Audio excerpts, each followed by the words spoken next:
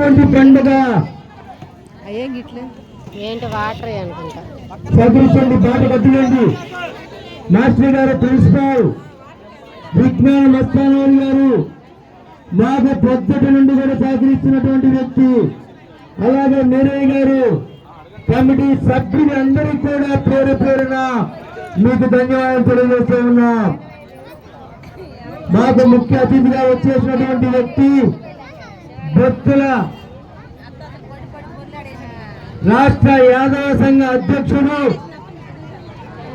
బొత్తుల ఉమామహేశ్వరరావు గారు మనకి ముఖ్య అతిథిగా. రెండవ ప్రైజ్ 8,016 రూపాయలు, మూడవ ప్రైజ్ 5,016 రూపాయలు.